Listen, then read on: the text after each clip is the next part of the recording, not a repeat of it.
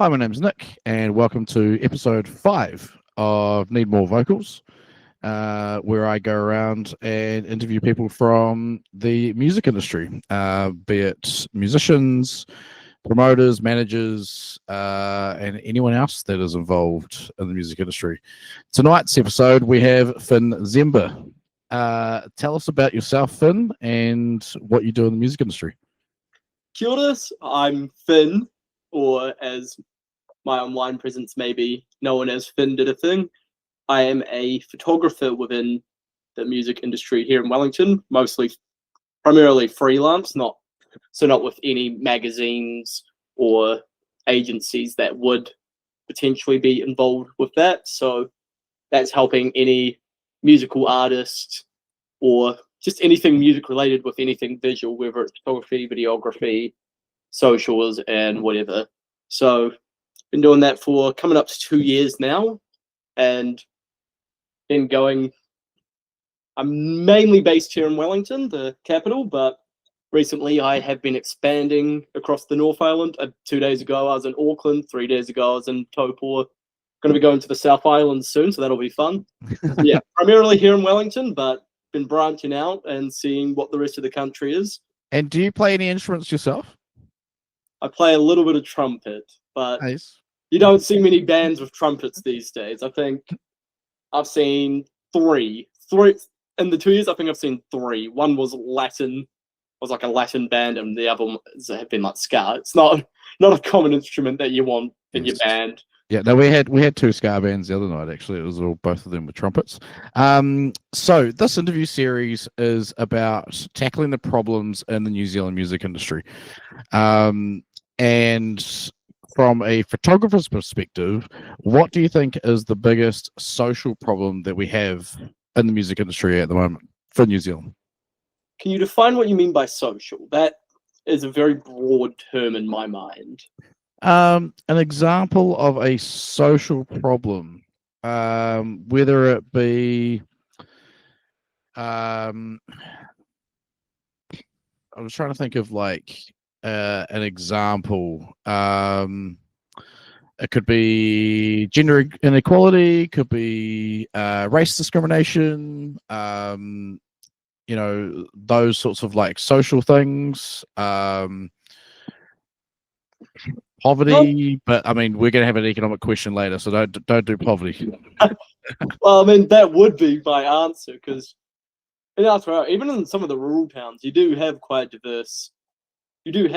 diverse range of people. I mean, I don't think I've seen any issues with anything like gender, race. That could just be that the communities I'm within, but like even then, it's very rare like out here on the news or anything.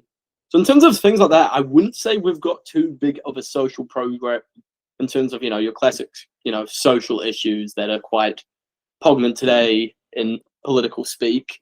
What sort of genre of music are you usually associated with? So I'd say the two primary ones would be I'd say three primary ones. It would be rock, punk, and hardcore, which do, I guess, if you really do teeter a bit more left, but like, yeah, in terms of that, I wouldn't say there are many social problems that don't stem from economics, which we'll get into later, as you've mentioned. I guess every now and again you do hear that thing of like some musician who's been a bit too touchy or done some sexual assault, but I think that goes into a wider issue of sort of how we deal with that as a thing. I wouldn't say that's as pressed in within the music community. So instead, I'd say relatively, I don't think there is too big of a problem that's you could really contain within the music industry here. I think I myself, especially being to some hardcore and metal shows, especially, some of the pits are pretty crazy, but everyone is super respectful. So, like, I've never met a more respectful crowd than a hardcore crowd. It's quite a miracle, really. Like, for a bunch of meatheads that run at each other, it is a super organized and well-run thing. And I do credit that a lot to the Start Today crew, which is a very strong, organized effort, where you do get, you see a lot of videos online of like these massive, like 300-pound dudes fucking charging at these like little kid 18-year-olds fresh out of high school. You don't have that here, and it's quite incredible. It's a miracle. We've got quite a strong sort of sense, sort of like safety or understanding net here, and I think that's sort of quite pervasive or quite strong across the country, not just here in Wellington. Yep. I think we're quite lucky to be where we are, because we do have quite a strong sense within our music industry that it is a community. It isn't just, individuals playing. And I think since it is such a small country, it's very easy for your name to spread if you do something wrong.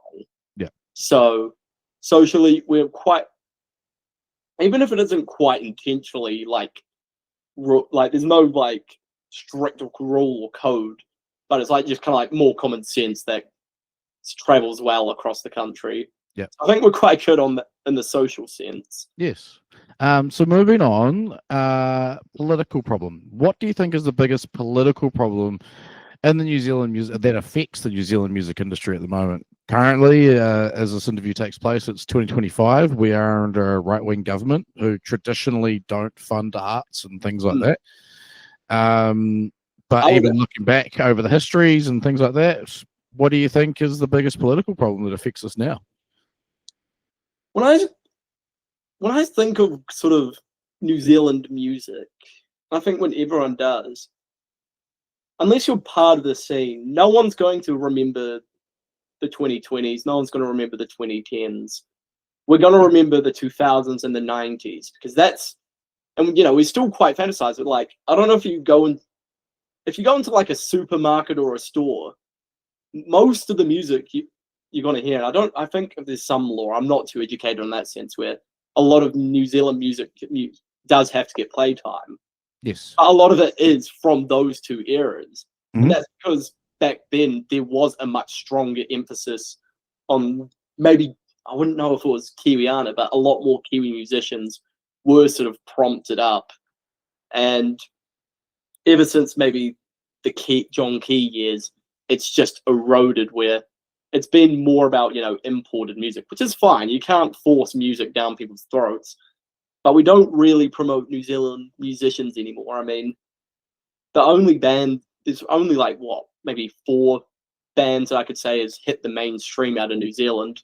That would be, Lord, who you honestly probably couldn't tell they were Kiwi.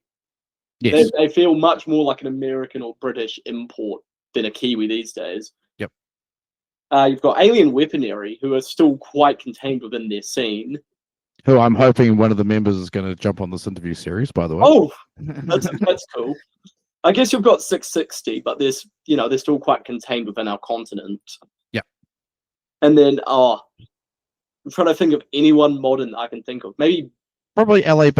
I mean, then you've got I do, but like I don't know enough. I was thinking Benny, but that's because you just couldn't get away from them in like 2020.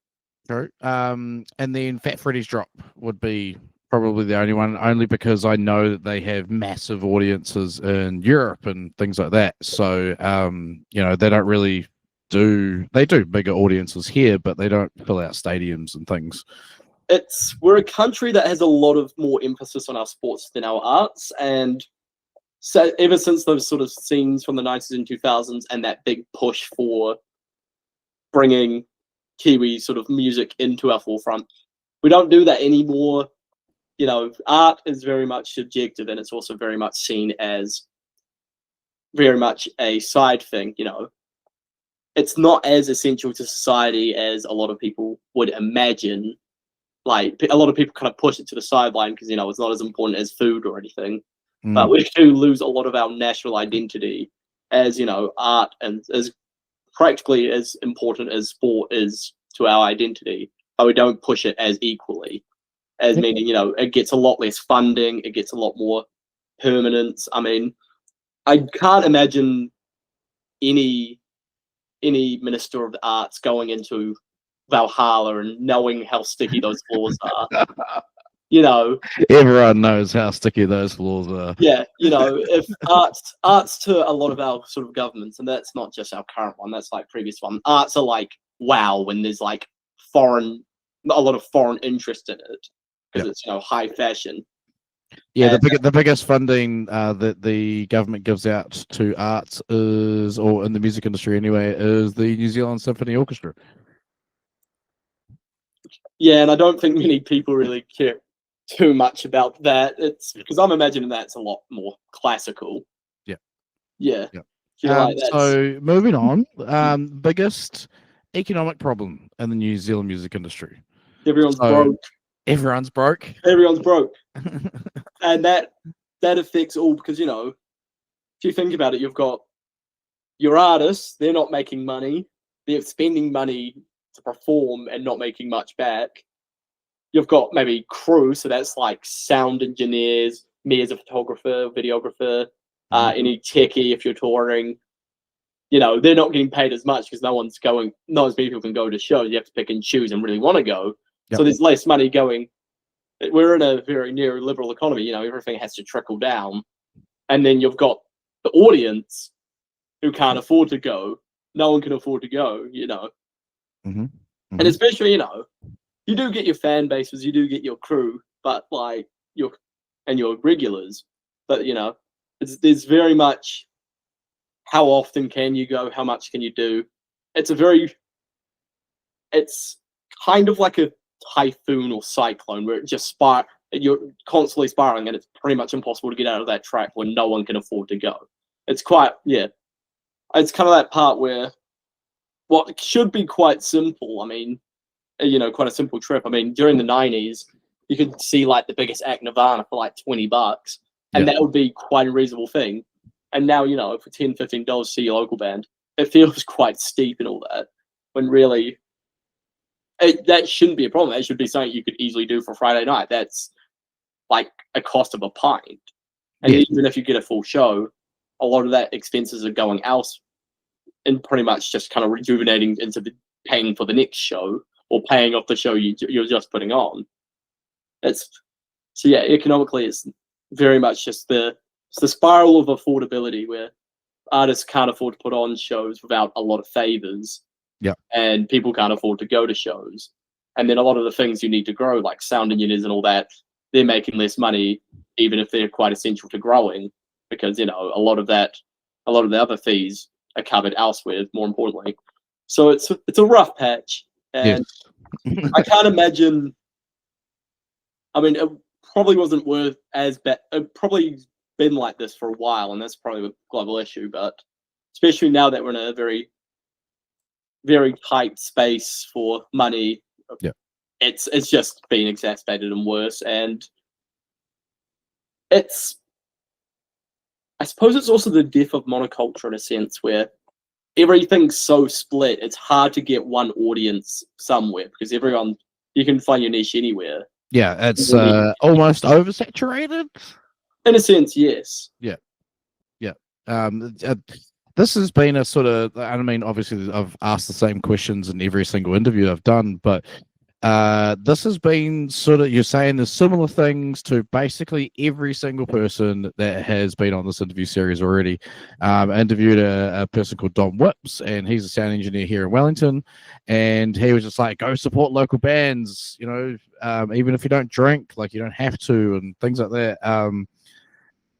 And the last person I just spoke to is a person called Simon Gottlieb, and he basically said the same thing. Like he's been touring or playing shows since the 80s, and back then you could actually earn an income from playing just music and just being a musician, which is And the last question is: Finn is made King of New Zealand for one day, and no one can stop his ruling.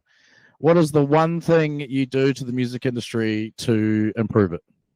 I'm glad you specified music industry because I'd just say abolish the monarchy.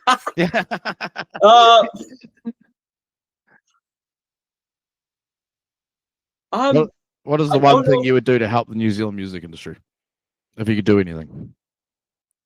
I remember someone telling me that we used to have like a musician's grant where like it would be sort of like similar to the benefit, but it would be a bit more. It would be to help artists grow, and it was sort of part of that 90s 2000s sort of push for more Kiwi music, more Kiwiana in our media and consumption. So what I would do is I'd probably reintroduce sort of that. I'm not sure if that's even a real fact. It's something I heard, but like something like that where if we want, New Zealand culture to thrive, I'm not the most like patriotic, or I don't care too much about a lot of, overly cultural nationalistic things. But if a lot of people want our culture or the way sort of Kiwiana thing to go, we do need to make sure our music and our culture, because even if it is derived from more foreign elements, American rock, but it still has our own elements to it. And if we want to keep pushing that, we need to pay these people to do that.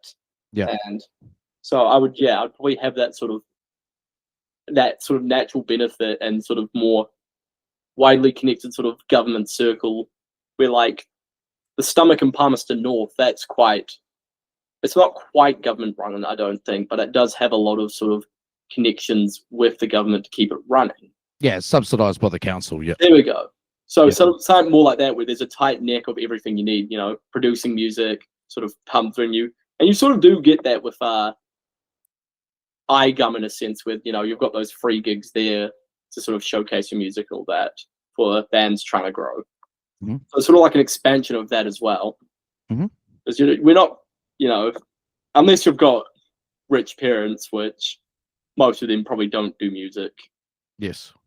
You're not going to get as far. I mean, I'm trying to think of bands that I think are going far, and a lot of them do have quite a heavy backing, and a lot of people do not have that. So it becomes that economic barrier. So if I was king, I would make sure there's more grants and support networks to help New Zealand music grow, so we can sort of have that sort of reignition of music, Kiwi music on the radio waves. Because there's only so much Dave Dobbin you can hear, because that's the one artist who make it fine that's somewhat making a living and radio friendly. You preach it to the choir. Yeah. You preach it to the choir. I mean, it's nice hearing. What's that like 80s song? The say goodbye, even though I believe. It's nice that we all like Poya. Like, yeah, we get it. Those are great songs, but let's renew. Let's get some new stuff in. Yeah, let's get some new stuff in. Let's wrap it there. Thank you very much, Finn, for coming on and sharing your thoughts. And that's episode 5. Thank you. Cheers.